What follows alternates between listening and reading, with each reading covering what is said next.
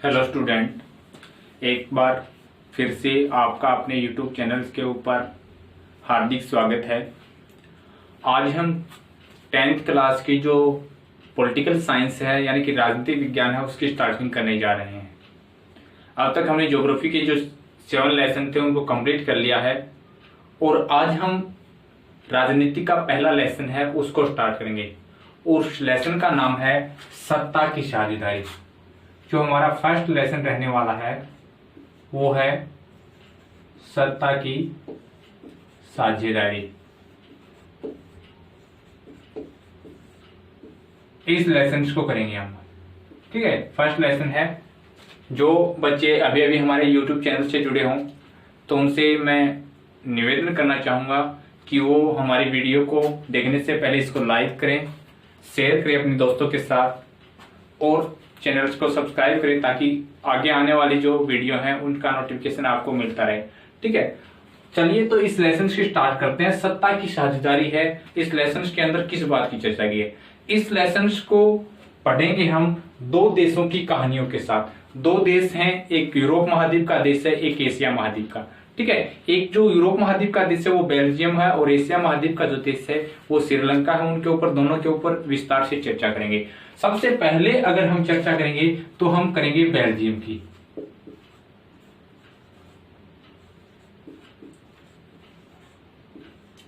Belgium है वो Europe महाद्वीप का एक देश है। कहां का? यूरोप महाद्वीप का एक छोटा सा देश है जिसका आकार हरियाणा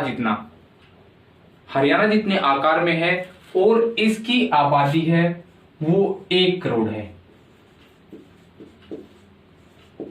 1 करोड़ आबादी है।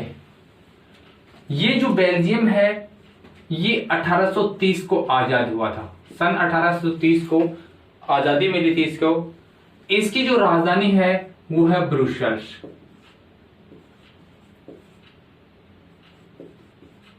ब्रुसेल्स राजधानी है बेल्जियम की, ठीक है।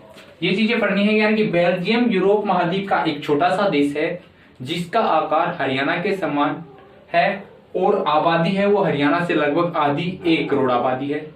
बेल्जियम को सन 1830 में आजादी मिली थी। इसकी राजधानी है ब्रुसेल्स है, ठीक है। ब्रुसेल्स से क्वेश्चन आता है कई बार कि ब्रुसेल्स है जो बेल्जियम की राजधानी है, वहां से क्वेश्चन आता है कि ईयू यूरोपियन यूनियन का मुख्यालय कहां स्थित है, ठीक है। तो हमें ये क्वेश्चन याद रखना है कि ईयू का जो मुख्यालय है वो बेल्जियम की राजधानी ब्रुसेल्स के अंदर है। यूरोपीय संघ का मुख्यालय है वो कहां पे है? बेल्जियम की राजधानी ब्रुसेल्स के अंदर, ठीक है। ये चीजें ध्यान हो गया। इसके पश्चात जो बेल्जियम की जातीय बनावट की बात कर रहे हैं हम, ठीक है, उसके ऊपर चर्चा करेंगे। इसके अतिरिक्त एक छोटा सा क्वेश्चन यहां से और निकल के आता है कि बेल्जियम की सीमा किन किन देशों से लगती है। तो 3 देश हैं, वो कौन से हैं? एक तो है नीदरलैंड, यूक्रेन और जर्मनी। इन 3 देशों से बेल्जियम की सीमा लगती है। कई बार क्वेश्चन पूछ लिया जाता है कि बेल्जियम की सीमा किन किन देशों से लगती है, तो वो 3 देश है, नीदरलैंड, यूक्रेन और जर्मनी। इन 3 देशों के साथ उसकी सीमा रेखा लगती है, ठीक है। अब बात करते हैं बेल्जियम की जातीय बनावट की।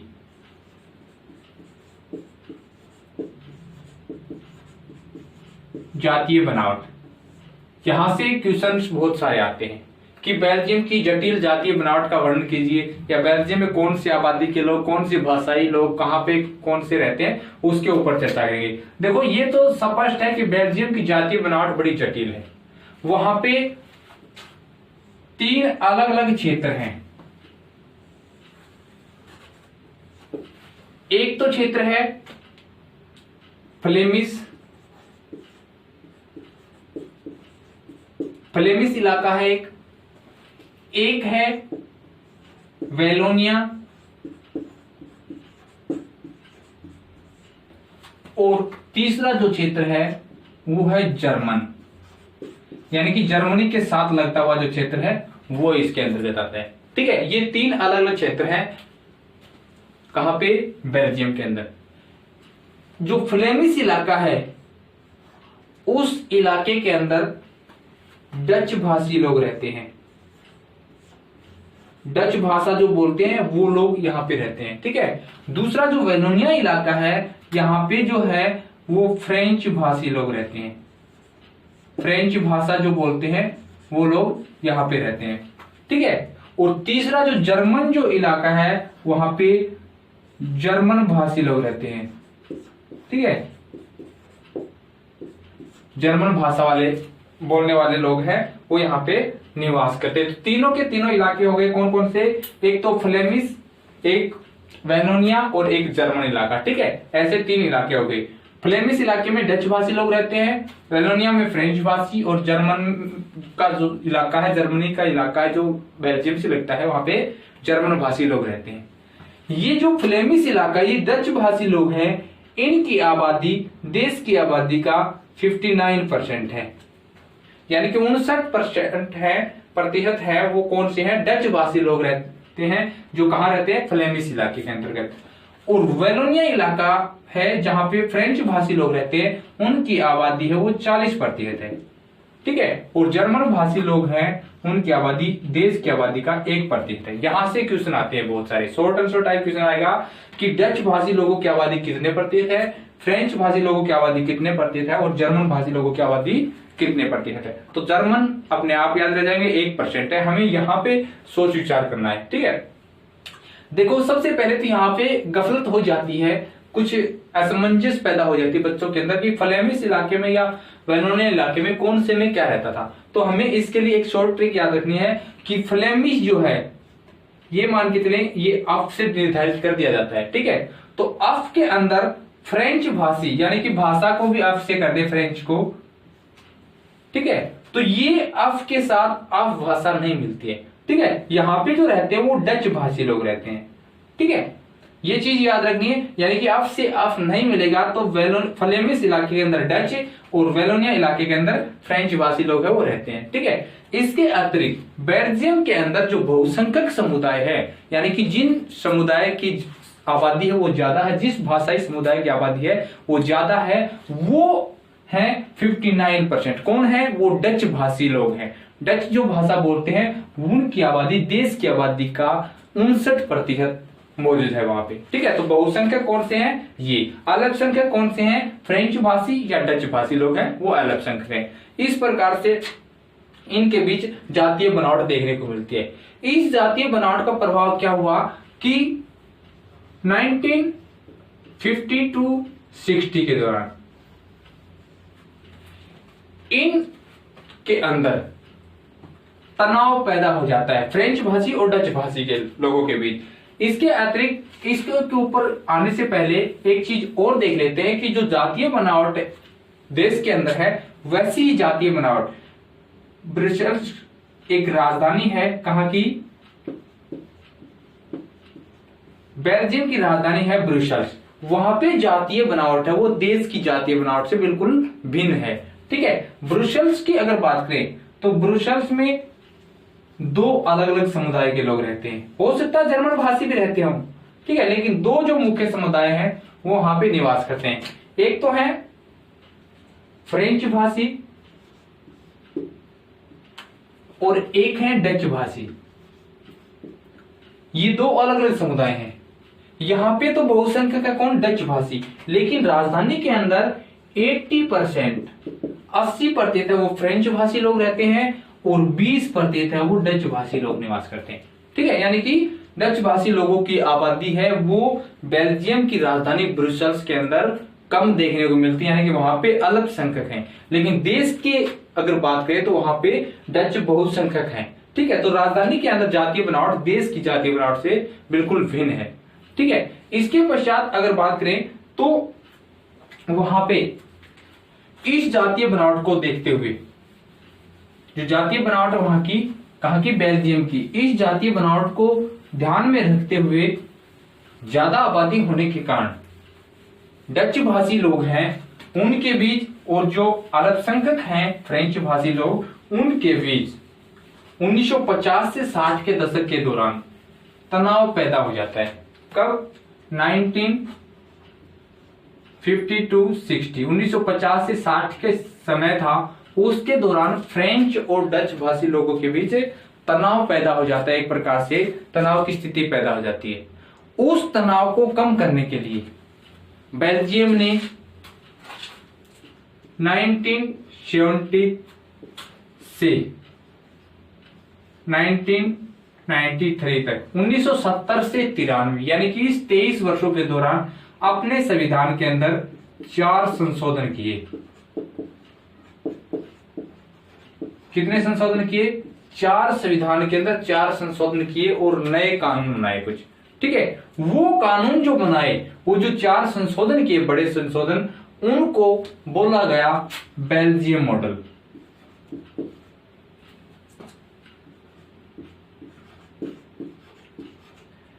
बेल्जियम मॉडल की संज्ञा दी गई उनको।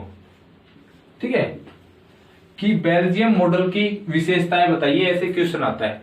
ठीक है, तो 4 विशेष संशोधन किए कब? 1970 से 93 के दौरान। वो चीजें आपको पता होनी चाहिए।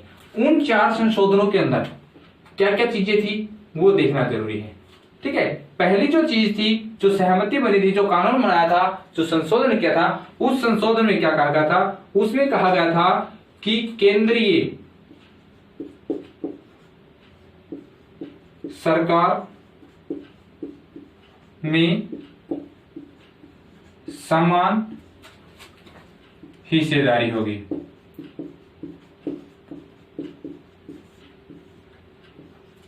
कि केंद्र के अंदर, बेल्जियम के अंदर जो देश की जो केंद्रीय सरकार होगी, उसके अंदर फ्रेंच भाषी और डच भाषी, जर्मन भाषी लोगों की जो आबादी है, जो मंत्री बनेंगे, वहां पे जो सरकार के अंदर मंत्री बनाए जाएंगे, मंत्री परिषद का गठन किया जाएगा, उसमें जो मंत्री होंगे वो विभिन्न भाषाओं से समान होंगे, चाहे वो फ्रेंच भाषी हो या डच भाषी हो, दोनों का समानुपात रखने की बात पर सहमति बनी थी। ये बेल्जियम के मॉडल की पहली विशेषता रही।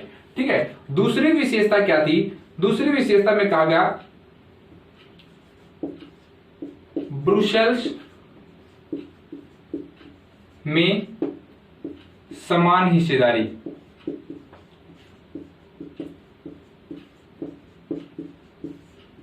ठीक है, कि ब्रुसेल्स में भी एक अलग से सरकार होगी। ब्रुसेल्स क्या है? बेल्जियम की राजधानी है। तो वहां पे एक अलग से सरकार बनाई जाएगी और केंद्र स्तर पर डचों ने फ्रेंच भाषी लोगों के साथ समान हिस्सेदारी का जो प्रस्ताव था उसको स्वीकार किया था।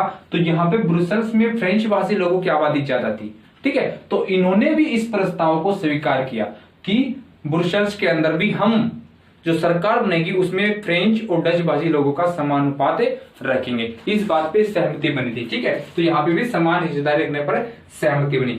तीसरी जो विशेषता थी इस मॉडल की, वो विशेषता क्या थी? कि केंद्र सरकार से राज्यों को अधिकार,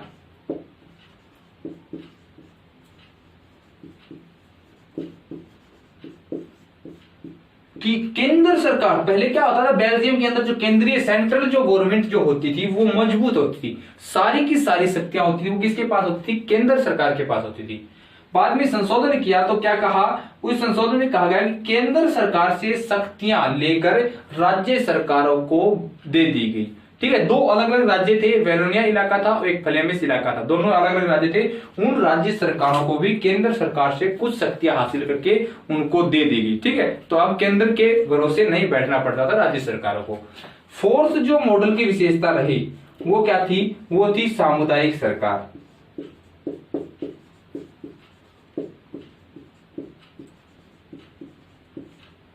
सामुदायिक सरकार की बात की गई कि देश के अंदर एक अलग से सरकार होगी, वो सरकार सामुदायिक सरकार कहलाएगी। और वो सामुदायिक सरकार क्या होगी?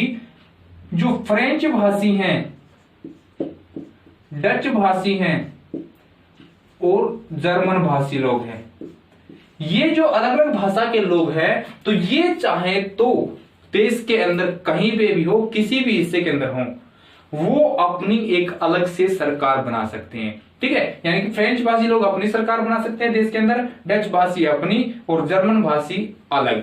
ठीक है, उस सरकार का नाम दिया गया था, उसको कहा गया था सामुदायिक सरकार। तो इस प्रकार से सामुदायिक सरकार के गठन पर भी सहमति बनी थी। ये जो चारों चीजें हैं ये बेल्जियम मॉडल की मुख्य विशेषताओं के अंतर्गत आती हैं। ठीक है, हो जाएगा ये। तो इसके पश्चात कुछ हद तक बेल्जियम के अंदर शांति स्थापित हुई। जो 1950 और 60 के दशक में जो तनाव पैदा हुआ था वो समाप्त हो गया। ठीक है, तो ये एक समझदारी भरा निर्णय रहा बेल्जियम का। इसके पश्चात एक दूसरा देश है, उसके ऊपर चर्चा करेंगे। वो देश है भारत के दक्षिण में एक छोटा सा द्वीपीय देश है श्रीलंका। श्रीलंका के अंदर भी कुछ हद तक इसी प्रकार का तनाव पैदा हुआ। ठीक है, कौन सा देश है? श्रीलंका। श्रीलंका एशिया महाद्वीप का एक छोटा सा देश है। ठीक है, जिसकी आबादी है वो 2 करोड़ है। 2 करोड़ आबादी है। इसको भारत से 1 वर्ष के पश्चात आजादी मिली थी। कब? 1948 में आजाद हुआ था ये। ठीक है, ये भारत के अगर तमिलनाडु के देखें, तमिलनाडु से थोड़ा है दूरी पर स्थित है ये। कहां पे? कुछ हद तक हिंद महासागर के अंदर। इस देश के अंदर जैसे बेल्जियम के अंदर जातीय बनावट थी, वैसे यहाँ पे भी अलग अलग भाषाई, अलग अलग धर्म, अलग अलग समुदाय के लोग हैं वो निवास करते हैं। ठीक है, तो श्रीलंका के अंदर अगर बात करें तो श्रीलंका में भी 3 अलग अलग भाषाई लोग रहते हैं। एक तो है सिंगली समुदाय के लोग रहते हैं, एक है तमिल, और थर्ड है वो है ईसाई। ये 3 अलग अलग समुदाय के लोग रहते हैं। ठीक है, जो सिंगली जो है वो बहुसंख्यक है श्रीलंका में, जिनकी आबादी है वो 74% है। ठीक है, और तमिल है वो अल्पसंख्यक हैं, इनकी आबादी 18% है। और ईसाई धर्म के जो लोग हैं उनकी आबादी देश की आबादी का 7% है। ठीक है, सिंगली है वो बहुसंख्यक है क्योंकि इनकी आबादी वो ज्यादा है, देश की आबादी का 74% हिस्सा है। ये जो है ये बौद्ध धर्म से संबंध रखते हैं, बौद्ध धर्म से संबंध रखते हैं। तमिल जो है वो 2 धर्मों से संबंध रखते हैं, एक तो कुछ है हिंदू और कुछ है मुस्लिम। ठीक है, ये दोनों ही धर्मों से संबंध रखते हैं। इसके अतिरिक्त ईसाई है वो ईसाई धर्म से संबंध रखते हैं। तमिलों के अंदर भी 2 हिस्से हैं। ये जो 18% है, 18% है, इसमें 13% और 5%। 13% है वो श्रीलंकाई तमिल है, श्रीलंकाई मूल के तमिल है जो श्रीलंका के वहां के जन्म हुआ था, और 5% है वो भारतीय तमिल है। भारतीय तमिल यानी कि वो तमिल जो है वो दक्षिणी भारत से जिनके पूर्वज काम करने के लिए बागानों में श्रीलंका के अंदर गए और अब वहीं के बनकर रह गए। ठीक है, तो वो 5% है, 13% है वो श्रीलंका के जो तमिल है वहां के स्थानीय निवासी। ठीक है, तो ये 18% में से भी ऐसे 13 और 5% में डिवाइड हो जाता है। तो इस प्रकार से अगर यहां से भी क्वेश्चन पूछा जाएगा तो कई बार क्वेश्चन आता है ईसाई धर्म की आबादी कितनी है श्रीलंका के अंदर? 7%, तमिलों की 13%, बहुसंख्यक कौन से हैं? 74% जो है वो कौन है? सिंगली समुदाय के। ठीक है, इस प्रकार से जातीय या भाषाई बनावट के आधार पे श्रीलंका के अंदर भी तनाव पैदा हुआ। तनाव कब पैदा हुआ? 1956 के अंदर वहां पे कानून बनाए गए। ठीक है, 1956 में, और वो 3 तरह के कानून थे। 3 तरह के कानून क्या थे? सबसे पहला कानून था, उसमें कहा गया कि सिंगली भाषा को राजभाषा घोषित किया गया। राजभाषा घोषित किया गया सिंगली भाषा को।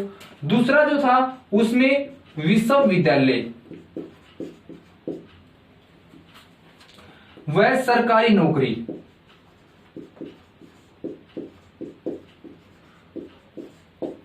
में सिंगली भाषा के लोगों के को बढ़ावा दिया जाएगा, उनको प्राथमिकता दी जाएगी।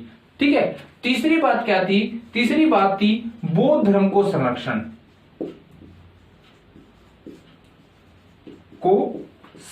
प्रदान किया जाएगा।